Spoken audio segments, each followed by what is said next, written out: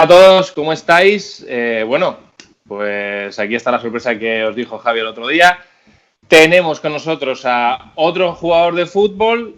Otra vez os preguntaréis qué hace el fútbol metido en la NFL, pero ya sabéis que a mí me gusta mucho indagar, me gusta mucho analizar lo que pasa en distintos deportes y lo que yo quería era pues volver a tener otra charla con alguien del mundo del fútbol para que nos acerque un poquito más esas comparaciones o esas similitudes que se están encontrando cada vez más en el mundo del fútbol comparado con la NFL, con el fútbol americano.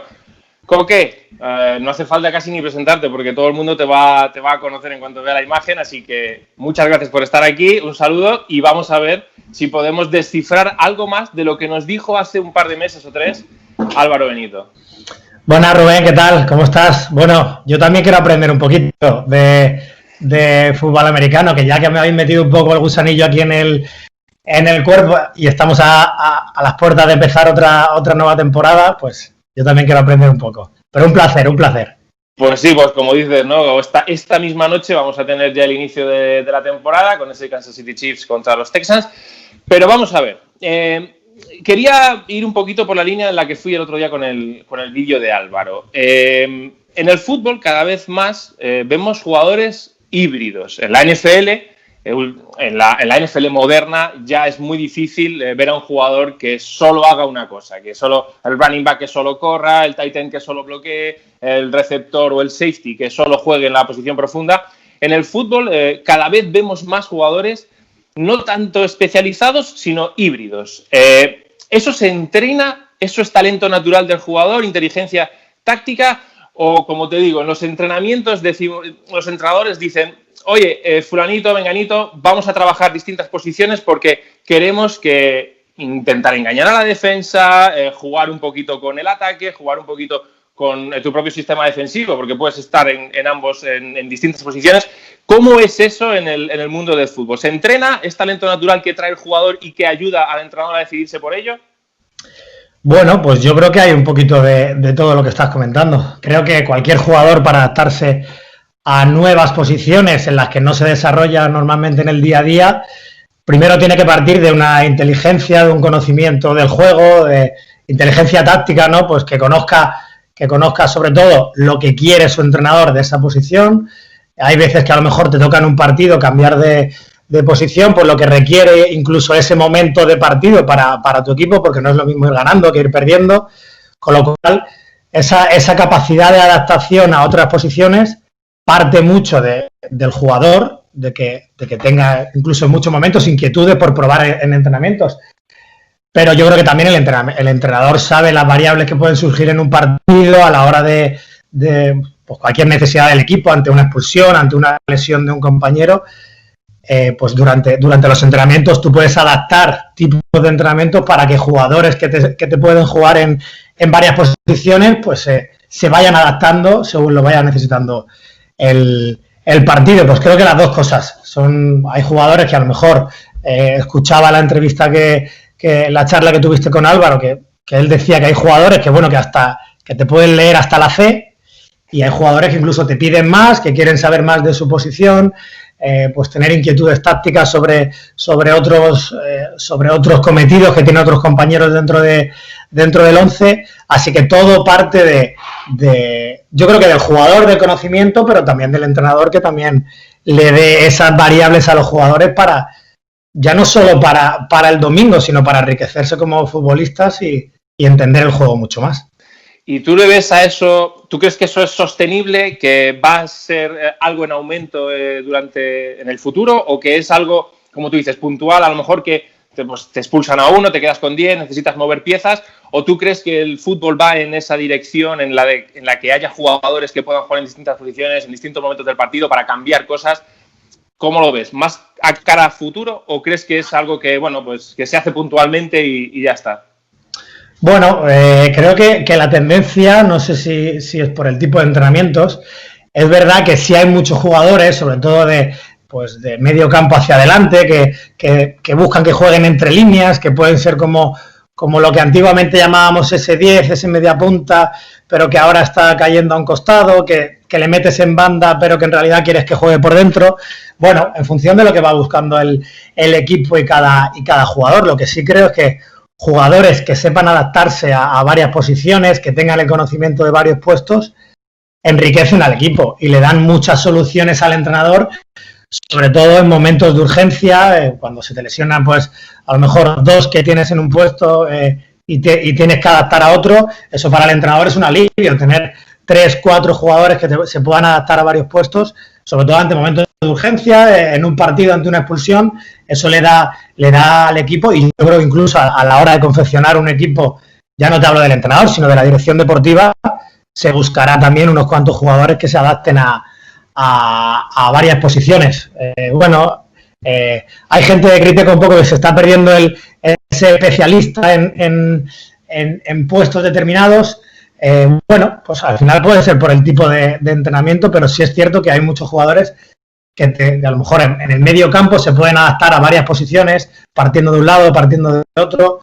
Pero bueno, yo creo que también va en función un poco de lo que se busca en cada partido y en los entrenamientos. Hablaba con Álvaro pues en la NFL tenemos entrenadores de líneas, entrenadores, asistentes de líneas, asistentes del entrenador, mucha capacidad en el cuerpo técnico para estar en cada momento con un grupo de jugadores. En el fútbol él me decía que en los 3 primeros cuartos de cancha se entrena mucho la defensa global o el ataque global, es decir, el ataque más global. Sí. Sin embargo, que en el último cuarto de cancha pues había entrenadores que decidían que el talento del jugador era más conveniente para resolver la jugada, ¿no? Ahora mismo, tú como jugador, los entrenamientos más grupales, es decir, no todo el equipo, no 11 contra 11, sino todo el grupo de defensas de centrales, laterales, el grupo de medio campo, ¿se entrena mucho más que antes?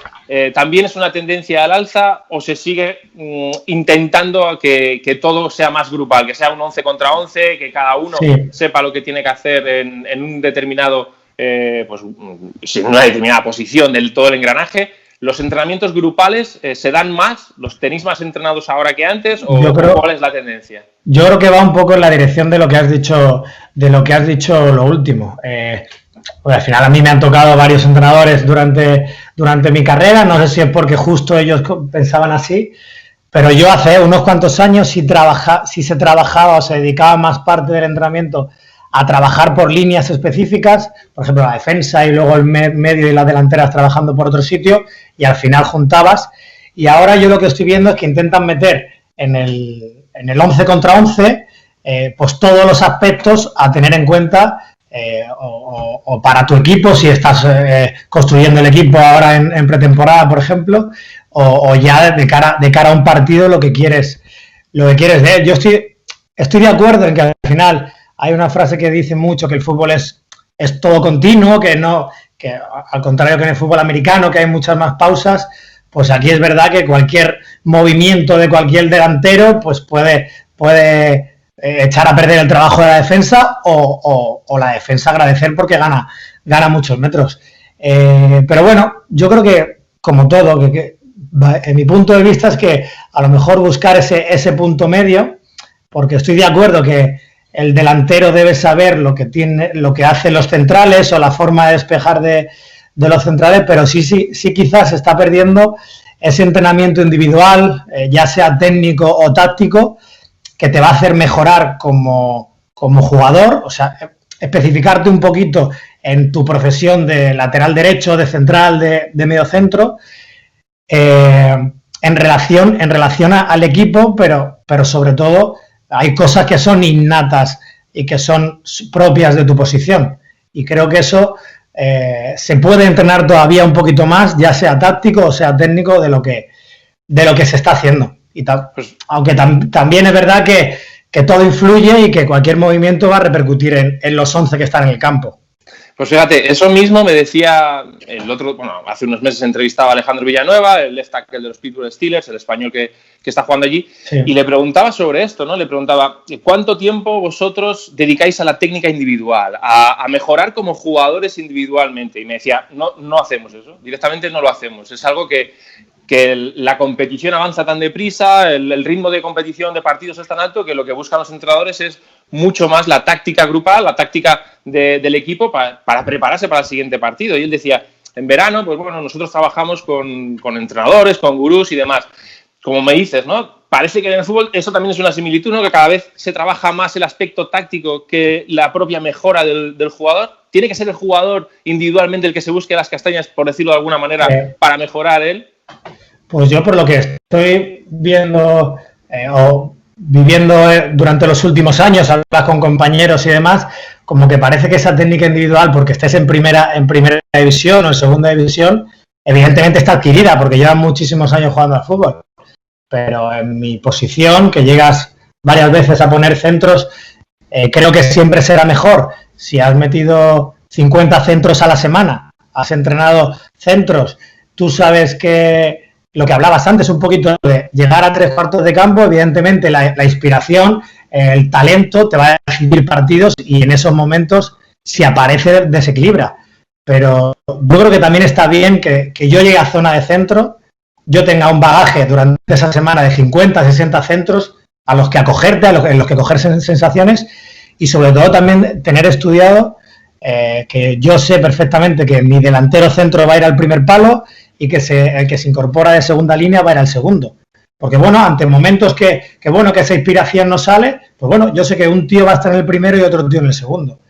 Por eso, no sé si se deja demasiado un poco a la etapa de formación del futbolista, porque sí es verdad que en muchas canteras pues se trabaja la tecnificación, por las tardes, en horas diferentes del entrenamiento grupal del equipo, pero sí creo que se podía hacer un poquito más, que se podría buscar un día a la semana para trabajar la línea defensiva o los laterales, no sé, controles, centros, pases diagonales, que es lo que a lo mejor quiere buscar todo entrenador para el siguiente partido, y creo que al final es tiempo y es algo que se podía incidir un poquito más, sí.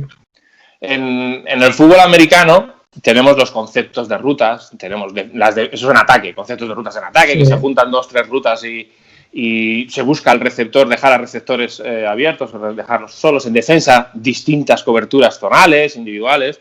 Yo, que no conozco tan a fondo el fútbol, me pregunto, y te pregunto a ti, Coque, ese trabajo de patrones, digamos, defensivos y ofensivos cada vez evolucionan más, es decir, tanto el ataque como la defensa encuentran nuevas maneras de pues caer en defensa, de jugar en ataque, de buscar, pues eso, ¿no? Que haya 2, 3, 4 movimientos que se generen en ataque para dejar a un jugador en una posición favorable, dado sus actitudes, sus aptitudes.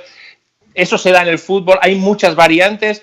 Para alguien que es novato, que no conoce mucho el fútbol, o te lo da el jugador, es decir, el jugador tiene esas características y el equipo se basa en eso, o el equipo deja al jugador en posición de que él saque sus virtudes.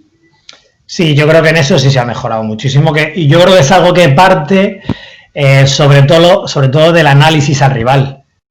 Tú analizas pues varias jornadas de cualquier equipo y resulta que a lo mejor si llevas el balón hacia tu extremo derecho, que resulta que en tu equipo es desequilibrante, puedes hacerle daño. No, hombre, yo creo que todo eso está mucho más que estudiado, en eso ha mejorado muchísimo. Yo creo que los cuerpos técnicos le dan mucha importancia el analizar al rival, en sacar sus puntos débiles, evidentemente también sus puntos fuertes en los que tienes que cubrirte, y si hay una hoja de ruta más o menos para atacar y llevar el balón a donde tú quieres mediante unos movimientos. Luego está claro que al final la toma de decisión es lo más importante para un futbolista. Bueno, lo más importante es que encima sea buena, eso es lo más importante y lo que vale dinero, evidentemente.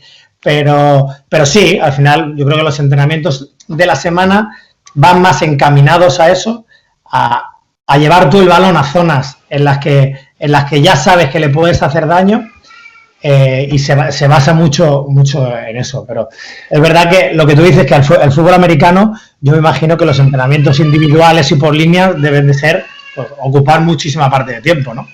Sí, evidentemente, es que claro, es tan táctico el fútbol americano, pero me gusta escuchar esto porque para la gente que suele ver el fútbol y que no conocemos los entresijos, pues sí, no nos damos cuenta de que en realidad el equipo se está moviendo para un fin aunque nosotros no lo veamos, ¿no? Y en el fútbol americano se ven mejor, digamos, porque las jugadas son tan más rápidas, es todo más, va todo a una velocidad superior, o como tú dices, ¿no? Porque hay pausas, entonces tiene que haber una velocidad superior y las jugadas son, pues eso, de 10, 15 segundos a lo máximo. Entonces en el fútbol necesitas más tiempo, pero me gusta saber que todo tiene un fin, que lo que se está haciendo sobre el terreno de juego es para llegar a algo. Y eso me parece que es muy interesante y me gusta que me lo hayas contado.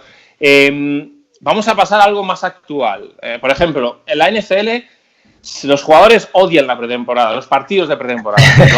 Lo odian, o sea, es algo que ellos están luchando para que se les quite, pues porque el fútbol americano es un deporte que provoca lesiones y que es duro, es violento y no les gusta. Pero yo soy un convencido de los partidos de pretemporada. Yo he sido profesional, no al nivel vuestro, pero he sido profesional de baloncesto y al final los partidos de pretemporada te sirven.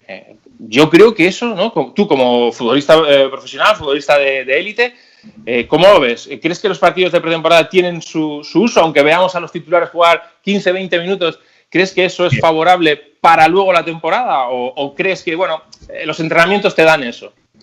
No creo que el entrenamiento, por mucho que te llegues a exigir, se compare con un partido. Cuando tú llevas la camiseta ya oficial de tu equipo, de jugar los partidos, cuando ves a otro que te vas a enfrentar luego en liga contra ellos, bueno, esta pretemporada se han tenido que encontrar con esta coyuntura y nosotros nos la encontramos también después del confinamiento y cuando, pues, creo que jugamos 2 partidos de 90 minutos entre nosotros, rápido, pues intentando tomártelo con la mayor exigencia posible, pero es verdad que te plantas en el primer partido con una incertidumbre de si el equipo va a responder, si está del todo rodado como ya para meterse en la competición. Encima cuando empezábamos quedaba lo más importante de la temporada, las últimas 11 jornadas, que era donde te jugabas todo.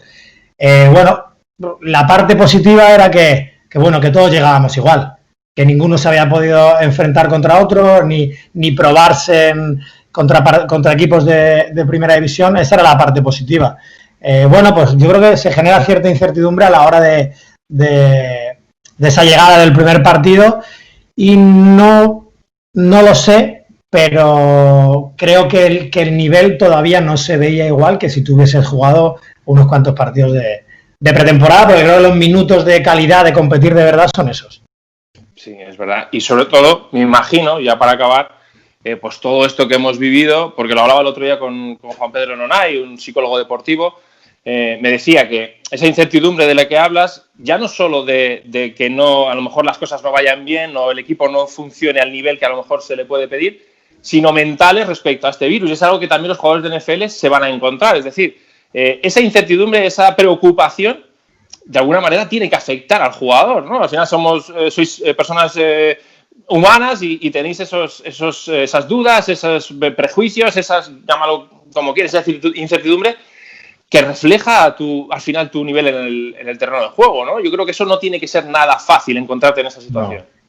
No, sobre todo porque, bueno, pues imagino que aquí pues prácticamente vivíamos en una burbuja, estábamos en nuestras casas, pero bueno, sin salir, simplemente para desplazarte al entrenamiento, luego viajes y demás completamente hermético, pero evidentemente somos seres humanos, cualquier factor externo, evidentemente las noticias que te llegan pues allí de Estados Unidos, que está como está, del mundo entero, no son para nada favorables. Si encima tienes casos en tu familia, pues muchísimo peor aún. Todo eso se puede derivar en lesiones, en que no alcances tu rendimiento al que estás acostumbrado. Pues bueno, yo creo que es creo que es un aspecto mental que sí creo que puede estar igualmente condicionado a la misma altura que el físico. En estos momentos yo creo que lo supera, porque a lo mejor hay determinados factores externos que ni físicamente te dejan ponerte bien. Así que es algo para trabajar mucho y que la mente de los jugadores esté lo más limpia posible y para poner el foco en lo que tienen que hacer. Sí, es verdad. Y nosotros lo venimos diciendo, ¿no? Que la gente no se espere este año una competición normal de la NFL porque es imposible. O sea, es imposible. Sí. Los entrenamientos no son iguales, las concentraciones, si las habrá, no van a ser iguales, la preparación de partido depende mucho de otros factores. Y yo, bueno, pues después de esto, yo soy un seguidor más del Levante. Muchísimas gracias, Coque, por el faltaría más, que yo tuve mi regalito, que te iba a decir que esto es para los que no tenemos ni idea, que viene todo además muy bien explicado, un poco para los que estamos iniciando, que mola un montón, macho, que al final, que pues igual que vídeos de Instagram, de Twitter, que te lo expliquen, pues llevará un curro enorme, pues parar la jugada, primero analizarla, con saber por qué lo hacen, que al final es lo que estábamos hablando, saber por qué está haciendo este equipo esta jugada, con qué motivo, para qué fin, y mola un montón, y yo me fijo mucho, sobre todo, en lo más fácil que puedes hacer es pues hacer la comparación con jugadas de estrategia, jugadas de córner, jugadas de faltas laterales, por ejemplo, y en el arte del engaño, en que la gente esté metida, que yo creo que cada vez, eso sí, la gente le da más importancia a que cada uno tiene su misión después del balón parado. Da igual el que tenga que hacer un pequeño bloqueo como el que vaya a rematar, y joder, es que ahí se pueden coger maravillas. Bueno, sí, ¿verdad? Sí, vamos. ¿Tú crees que o sea, lo hablaba con Álvaro, además, Southgate, el seleccionador inglés, lo decía, ¿no? Que se fijaba mucho en el tipo de estrategia. Sí, claro. Y yo creo que puede haber similitudes, ¿no? En eso, en NFL, en esa concentración que tú dices, en ese saber qué tienes que hacer tú en cada momento. Sobre todo es más fácil en el fútbol hacerlo en balón parado. Sí, en balón parado es más fácil, pues incluso la comparación es muy sencilla, ¿no? Que al final puede haber un lanzador y a partir de ahí movimientos, pero ya cada vez, no imagino que haya un cuerpo técnico que no le dé importancia al balón parado, lógicamente, pero es que yo creo que casi todos los cuerpos técnicos tienen una persona específica que es el encargado del balón parado y que se tirará toda la semana analizando al rival, por dónde le podemos atacar, primer palo, segundo palo, punto de penalti, hacer los movimientos y luego asignarle a cada jugador esa misión, que a veces es un bloqueo para que uno no salga, o a veces te toca rematar y ser el protagonista de meter el gol. Pero bueno, eso es, al final, tomárselo en serio y, joder, que de ahí se pueden coger maravillas, macho. Sí. Pues, Coque, ha sido, maravilloso tenerte a ti aquí, ha sido fantástico, he aprendido un montón, sigo aprendiendo de fútbol, cada vez más, pillaré a Álvaro algún día por la redacción y le diré que me explique alguna cosa más, porque me gusta mucho, y nada, muchísimas gracias por tenerte en el Níquel y un placer, Álvaro, Coque, un placer. Nada, el placer es mío, muchas gracias por invitarme, que estamos ya atentos, os seguimos ahí para ir aprendiendo y ojalá que la temporada salga lo mejor posible, que disfrutemos todos. Muchas gracias, Coque, un saludo. Bueno, un abrazo, hasta luego.